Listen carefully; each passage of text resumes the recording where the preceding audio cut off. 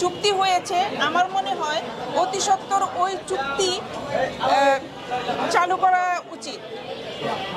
আচ্ছা, আরেকটা বিষয় হচ্ছে যেমন এখন সোশ্যাল মিডিয়ায় বাবা সাধারণ মানুষ বলতেছে ভারত আসলে আমাদের কখনো বন্ধু ছিল না, আর ভারত আমাদের বন্ধু হতেও পারে না, ওদের স্বার্থের বাইরে ওরা কখনো কিছু করে না। এই বিষয়টা আপনার সাধারণ মানুষ অবশ্যই আমরা সাধারণ মানুষের হিসাবে সেটাই বলবো, ভারত শুধু নিজের স্বার্থের জন্য বাংলাদেশকে ব্যবহার করেছে, কখনোই বাংলাদেশের বন্ধু ছিল না।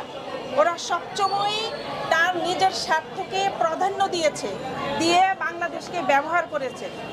অতএব আমাদেরকে ভারতকে বন্ধু ভাবার কোনোই যুক্তি নেই।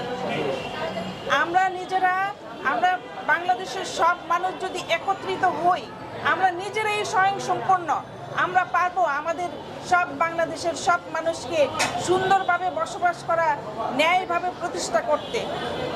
জরাজীর্ণ বাংলাদেশে প্রতিটা সেক্টরে পদে পদে দুর্নীতি। 2024 সালে আপনারা জেনজি জেনারেশন কেমন বাংলাদেশ চান? আমরা এই দুর্নীতি প্রতিরোধ করতে চাই। আমরা এখন যে স্টুডেন্টরা আমরা মাঠে আছি, আমরা সবাই একত্রে কাজ করব যাতে কোনোখানে কোনো দুর্নীতি না হয়, কোনো চাঁদাবাজি না হয়।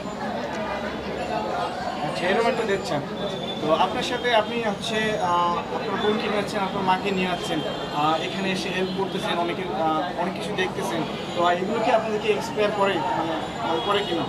হ্যাঁ, অবশ্যই।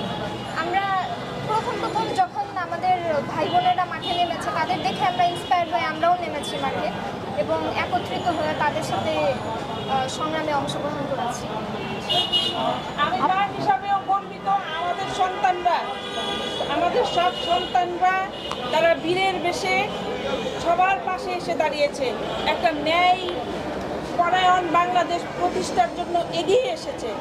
এই জন্য আমি মা হিসাবে আমার দেশের সব সন্তানদের সেলুট জানাই।